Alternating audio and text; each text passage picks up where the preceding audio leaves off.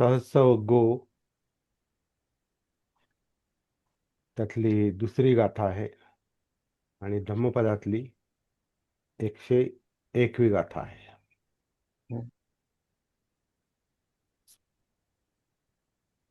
सहस्रमपि गाथा अनर्थ पद संहिता एकं गाथा पदं सेयो यं सुत्वा उपसम्मती. निरर्थक शब्दांनी भरलेल्या हजार गाथांपेक्षा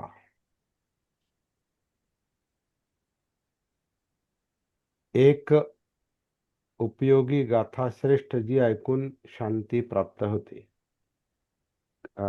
कालच्या गाथेप्रमाणेच आजची गाथा आहे, परंतु कालच्या गाथेप्रमाणेच आजचा पण अनुवाद थोडासा गडबडीचा आहे, थोडासा योग्य नाही. सहस्रमपीचे गाथा काल आपण पाहिलं. सहस्र गाथा जरी ज्या अनर्थकारक आहेत, अनर्थ पद संहिता, त्या गाथांचा संग्रह, ही संहिता जरी अनर्थकारक असली तरी एकच अशी गाथा श्रेष्ठ आहे, जी ऐकून मन शांत होतं. असा सरळ सरळ त्याचा अर्थ आहे.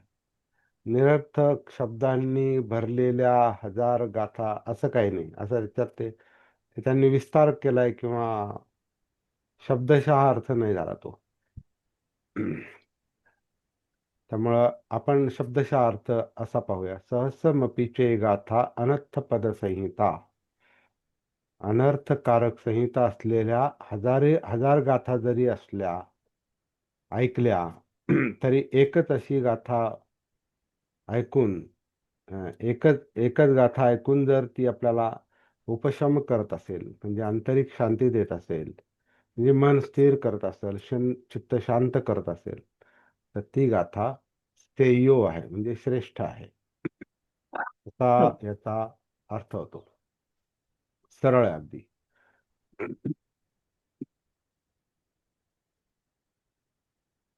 तर काल आपण जी चर्चा केली,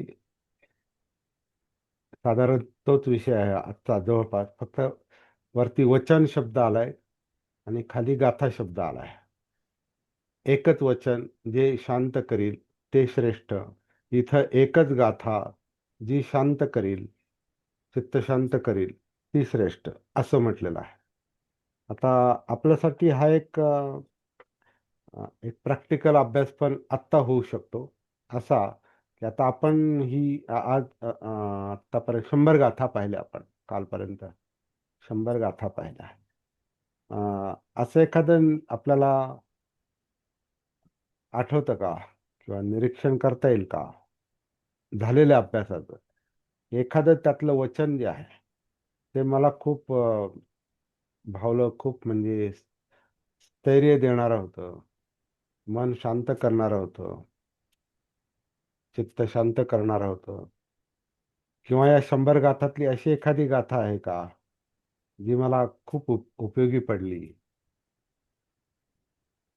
आता यातल्या बऱ्याचशा गाथा ह्या उपयोगीच होत्या, पण त्यातल्या त्यात, कारण आपण जरी 100 गाथांचा अभ्यास आत्तापर्यंत केला आणि 101वी गाथा आज पाहणार आहोत, तरी सुद्धा सगळ्याच गाथांच्या वेळेला आपण आपलं मन त्या अभ्यासामध्ये नसणार आहे. काही गाथा अशा आहेत का आपण खूप लाईटली ऐकल्या, किंवा काही गाथा, काही शब्द, काही वचन अशी आहेत की आपण ते अभ्यास करताना, ऐकताना गडबडीत होतो, दुसऱ्या कामात होतो, आणि त्याच वेळेला हे पण ऐकत होतो, असं पण ऐकू शकतं. अशा काही गाथा असू शकतात ज्यातला पूर्ण अर्थ लागला नाही. अशा गाथा असू शकतात ज्याच्यावर पूर्ण विचार करता आला नाही, चिंतन करता आला नाही, त्यामुळं अर्थ लागला नाही, त्यामुळं परिणाम झाला नाही. अशाही काय गाथा असू शकतात. तर एक अभ्यास म्हणून किंवा पुनरावलोकन म्हणून आपण असं काही आठवू शकतो की अमुक एक वचन जे आहे, अमुक एक शब्द आहे, ते मला खूप परिणाम करून गेले माझ्यावर. की अमुक एक गाथा अशी आहे तर ती माझ्यावर खूप परिणाम करून गेली. तुम्ही थोडा वेळ विचार करा त्याच्यावर आणि आठवून सांगा. तुमच्या समोर जर पुस्तक असेल तर पुस्तकात पाहून सांगा. तोपर्यंत मी माझं सांगतो. मला सगळ्यात अवघड गाथा, परिणाम करणारी पण अवघड गाथा ही पहिलीच वाटते. पहिली दुसरी. कारण ती समजायला मी अनेक वर्ष त्याच्यावर विचार करतोय की मनात असलेलं ते मनोधम्म, हा निष्कर्ष खूप नंतर नंतर निघाला की कधी कधी मन वेगळं वाटायचं, धम्म वेगळे वाटायचे. आणि मनात धम्म आहे, त्याच्यात मन श्रेष्ठ आहे, असं थोडंसं गुंतागुंतीचं विश्लेषण पहिल्याच गाथेमध्ये आलेलं आहे. आणि दोन्ही गाथा एकच आहेत, फक्त एक दुःख सांगणारी आहे, दुसरी सुख सांगणारी आहे. दुःखाचं कारण सांगणारे आहे, दुसरं सुखाचं कारण सांगणारे आहे. आणि तिनं खूप विचार करायला लावला आतापर्यंत आणि अजूनही विचार करायला लावते ती गाथा. आता आपला दुसरी गाथा पाहतोय, सहसा वग्गातली. अनेक गाथां हजार गाथांपैकी आता आपण शतक पाहिलेलं आहे, म्हणजे हजार नाही पाहिला पण 100 पाहिला. हजार वचनं नाही पाहिली पण काही वचनं पाहिली. आता माझा व्यक्तिगत विचार केला तर मी 42 झालीत आता. तर ह्या विषयात आहे किंवा अगदीच मी म्हटलं तसं शाळेच्या काळापासून मला ह्या विषयाशी माझा संपर्क आहे. म्हणजे हजार गाथा, हजार वचन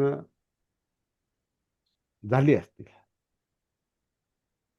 आता जुनी पुस्तकं जरी जी मी पूर्वी वाचलेली आहेत, ती जरी परत परत चाळली, काही डिक्शनऱ्या चाळल्या, तर ती डिक्शनऱ्या म्हणजे सुद्धा शब्दच आहेत आणि ते विचार करायला लावणारे आहेत.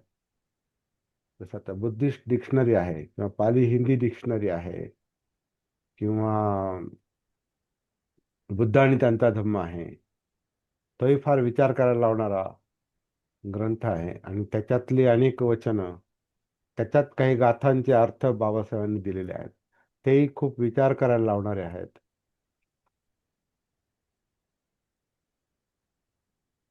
तर हजार झाले असतील, परंतु आता आपण धम्मपदाच्या संबंधात जर विचार केला तर आपण 100 गाथा पाहिल्या. त्यातली ही पहिली गाथा जी आहे, ही पुन्हा पुन्हा मला जास्तच विचार करायला लावते. कारण ही गाथा आहे मनाशी संबंधित आणि मनोधम्मांशी संबंधित, म्हणजे धम्मांशी संबंधित. याच्यात मनोधम्म शब्द नाही वापरला, पण धम्मात मन पुढे असते. तर धम्म म्हणजे मनोधम्मच आहे. धम्मांचंच मन बनलेलं असतं. आता आपण विचारांचं मन बनलेलं असतं किंवा भावनांचं मन बनलेलं असतं, असंही म्हणू शकतो, म्हणतोच आपण. मनात विचार असतात, मनात भावना असतात, मनात जाणीव असतात. ते शरीरात असतं, म्हणून शरीरात उतरावं लागतं आणि मनापर्यंत पोहोचावं लागतं. मनात काय सापडतं तर जाणीव आहेत, भावना आहेत, म्हणजे चित्त, ओढाताण आहे, पाहिजे नकोची. मनात विचार आहेत. यातला जो कार्यकारण भाव आहे, यातलं जे सत्य आहे, जे घडतंय ते आतमध्ये आपल्या जिवंत अस्तित्वामध्ये जे घडतंय, त्याची जाणीव ही सतीमुळे, जागृतीमुळे होते. आणि मग ते जे काही जाणवतं, दिसतं, ते धम्म आहेत. ते मनोधम्म आहेत. म्हणजे मनोधम्म म्हणजे धम्म हे मनात असतात. आता हे मन काय? तर हे हे जे शब्द आहेत, हे जे याच्याशी आपण जे सतीपट्ठाण जोडतो, सती जोडतो, ते आणखीनच विचार करायला भाग पाडतंय. परत म्हटलं मन श्रेष्ठ आहे, मन मुख्य आहे, मनोसेठा, मन मुख्य आहे, धम्म मनोमय आहे. म्हणजे किती विचार करायला लावणारी गोष्ट आहे. म्हणजे मला तरी खूप विचार करायला लावते. पण ही विचार करायला का लावते? त्याचं एक कारण आहे, आपला त्याच्याशी थेट संबंध नाही. कारण ज्याला आपण मन म्हणतो, त्या मनाशी आपला थेट संबंध नसतो बहुधा. म्हणून आपण म्हणतो की आपण इथं इथं उपस्थित नसतो किंवा वर्तमानात नसतो, म्हणजे सतीमध्ये नसतो. त्याचं दुसरं त्याचा दुसरा अर्थ असा आहे की आपलं मन इथं नसतं, म्हणजे मन भटकत असतं. म्हणजे मन भटकतं. आता मन भटकतं म्हणण्यापेक्षा मनातले विचार भटकतात. त्याला अनेक विषय असतात. मनातल्या भावना ज्या असतात त्या विस्कळीत करतात. म्हणजे चित्त मनाला विस्कळीत करतं, पळापळ करायला लावतं. ते लोभ आहे, ते द्वेष आहे, पाहिजे नको, इच्छा, आकांक्षा, तृष्णा, हे सगळं या मनाशी संबंधित आहे.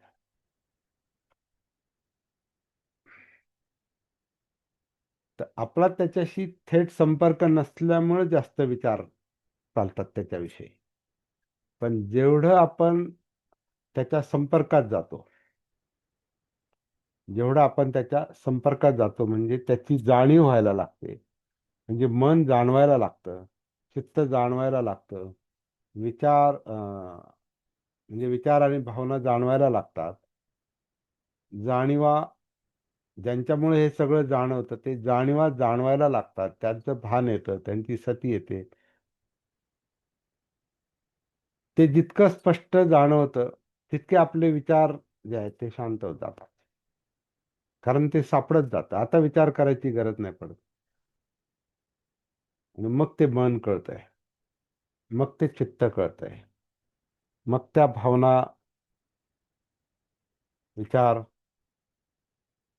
कळतात. मग तो लोभ कळतो, मग तो द्वेष कळतो. मग त्याच्यात काय काय आहे, कशा कशाचा लोभ, कशा कशाचा द्वेष, हे जसजसं आपल्याला सतीनं, जागृतीनं आतल्या आत जाणवत जातं, तसतसं विचार प्रक्रिया ही शांत होत जाते. कारण विचारांचं काम शोध घेणं आहे.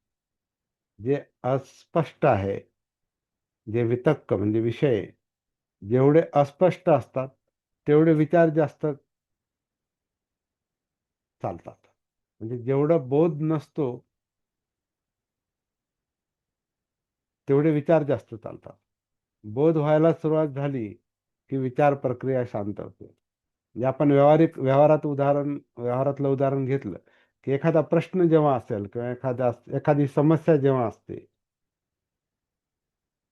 एखादं संकट असेल आणि आणि ते मोठं आहे समजा, किंवा एखादी समस्या मोठी आहे, तर त्या समस्येवर मन इतका विचार करतं, इतका विचार करतं, म्हणजे ज्याला आपण चिंता म्हणतो, कधी कधी चिंता लागते. तर ते इतकं इतकं विचार करतं. तर ते का विचार करतं? कारण ते शोधतंय, समस्येचं उत्तर शोधतंय, प्रश्नाचं उत्तर शोधतंय. आणि मग विचार विचार विचार विचार विचार, चिंतन. आणि तिथे जर सती जागृती नसेल तर मग नुसतेच विचार चालतात, आणि ती विचारांची फार पळापळ असते, गुंतागुंत असते. हे असं असेल का, याचं उत्तर असं असेल का, तसं असेल का, आता मी काय करू, आता कुठे जाऊ, कोणाला विचारू का. तर ज्या प्रकारचा प्रश्न असेल त्या प्रकारची धावपळ चाललेली असते. पण जसा तो प्रश्न सुटायला सुरुवात होते किंवा सुटला समजा, मन एकदम शांत होतं, शांत होतं. तर सती हे काम करते. आणि मग सती जशी आपल्याला मनापर्यंत नेते, मग मनात ज्याला मन म्हणतात त्याचं उत्तर आपण देऊ शकत नाही. कारण ते अमूर्त आहे. अमूर्त आहे म्हणजे अव्यक्त आहे. म्हणजे ती एक शक्ती आहे. ती काही वस्तू नाही की हा हे मन आहे किंवा हे चित्त आहे. ते आपण दाखवू शकत नाही, पण त्याच्यात काय आहे हे आपल्याला जाणवतं. आणि ते जाणवणारं जे आहे ती आपली जागृती आहे, सती आहे. आणि जेवढी सती स्पष्ट, विस्तारित होत जाते सगळ्या अंगांमध्ये, त्याला पण हाडामासामध्ये, म्हणजेच आपल्या काया वेदना चित्त मनोधर्म सगळीकडे जेवढी सती आपली विस्तारित होत जाते, तसतसं आपल्याला बोध होत जातं, बोध होत जातो, कळत जातं. आणि जेवढं समजत जातं, कळत जातं, तेवढं विचार प्रक्रिया शांत होते.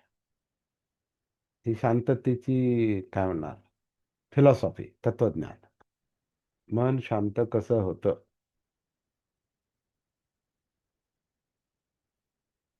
पण या पहिल्या गाथेनं मला खूप विचार करायला लावला या दृष्टीनं. आता आपण प्रत्येक गाथा, प्रत्येक शब्द, प्रत्येक वचन अगदी खोलात जाऊन आपण विचार करतो त्याच्यावर. का विचार करतो? तर तो शब्द समजावा, ते वचन समजावं, लक्षात यावं, ती गाथा लक्षात यावी, समजावी. म्हणून आपण त्याच्यावर काय करतो? चिंतन करतो, विचार करतो. आणि जशी ती गाथा एकदम लक्षात येते, तिचा अर्थ लक्षात येतो, आपण शांत होऊन जातो. म्हणून बऱ्याच वेळेला आपण आपलं सत्र संपत आलं की नंतर नंतर काही जे बोलायला सुचत नाही. याचा अर्थ असा नाही आपण कन्फ्यूज झालो, गोंधळात पडलो किंवा काही समजलं नाही. आता समजून घ्यायचं बरंचसं आपण काम केलेलं आहे. आता पुढचं काम खोलात चिंतन करायचं ते चालू राहतं, पण एक शांतपणे चालतं ते आतल्या आत. ते अगदी डीपमध्ये, डीप थिंकिंग ज्याला म्हणतात ना, डीप थिंकिंग चालते. खोलातलं चिंतन ते सुरू होतं आणि मग पुढचं अर्थाचा दुसरा काही अर्थ, त्याची काही आहे कंगोरे, मग त्याला धरून काही येणारी उदाहरणं किंवा काही अशा गोष्टी असतात, तशा तो अर्थ दाखवणाऱ्या काही घटना, काही लोक, काही स्वभाव किंवा आपल्याच जीवनातल्या काही घटना, मेमरीतल्या, भूतकाळातल्या. तर असं ते चिंतन चालतं, पण शांतपणे चालतं. पण जेव्हा समस्या नवीन असते, प्रश्न नवीन असतो, विचार जास्त चालतात आणि ते विचलित करणारे असतात. त्याच्याबद्दल चिंता पण लागलेली असते. पण जेव्हा आपल्याला कळायला लागतं, तेव्हा आपण म्हणतो नाही, चिंता करून किंवा चित्ताचं काम नाही, ते इथं मनोधम्मांचं काम, मनोधम्म समजून घेण्याचं काम आहे. प्रश्न सोडवणारे मनोधम्म असतात. तर मग ते शांतपणे त्यांचं काम चाललं पाहिजे. प्रश्न सोडवायचा असेल तर. उदाहरणार्थ, सगळ्यात मोठा प्रश्न आपल्या जीवनात होणाऱ्या यातना, दुःख, कारण ते आपल्याला डिस्टर्ब करतं. तो मुख्य प्रश्न आहे सगळ्यांच्या जीवनातला. आपल्याला प्रत्येकाला काही ना काही प्रॉब्लेम आहे, काही ना काही दुखणं आहे, काही ना काही विषय आहे. असा एकही क्षण जात नाही का आपल्या डोक्यात काही विषय नाही. अगदी आज काय निघतं बा ह्या गाथेतून, आज काय सापडणार आहे, असं मला पण उत्सुकता लागलेली असते. आज काय बोलणार आहे, ते सुरुवात होईपर्यंत काहीच नसतं डोक्यात. पण सुरुवात झाल्यावर जे काही सापडतं ते आश्चर्यकारकच असते. आणि नंतर तुमच्याशी चर्चा करून काही नवीन गोष्टी परत मिळतात.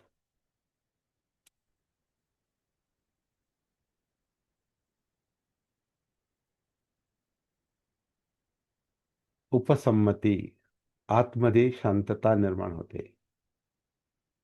शांततेचं कारण ते स्पष्टता येते. स्पष्टतेचं कारण आतमध्ये काहीतरी प्रकाश पडतो. तो प्रकाश म्हणजे सती आहे.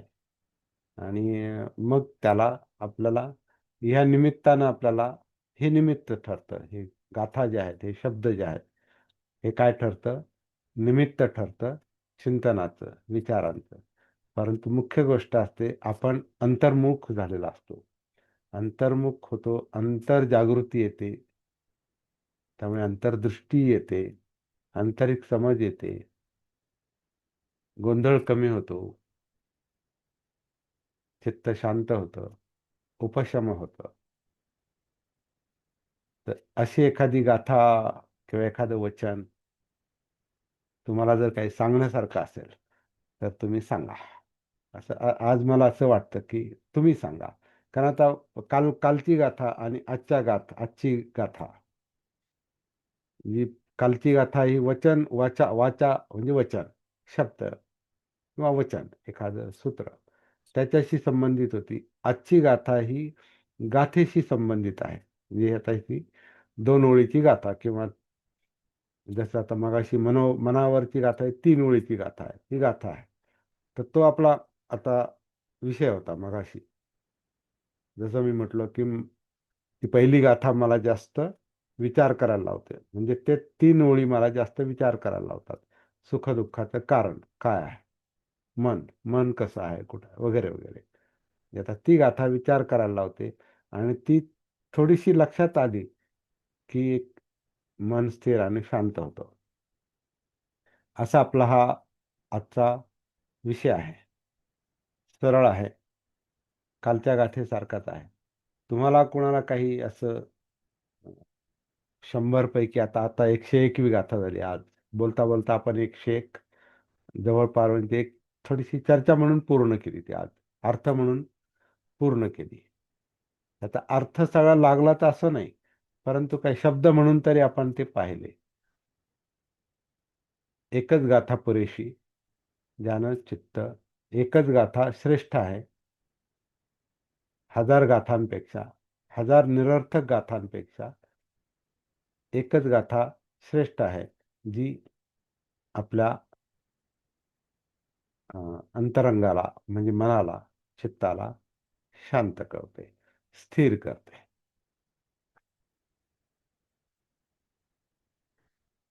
तुमचं काय मत आहे? तुमचा काय अनुभव आहे?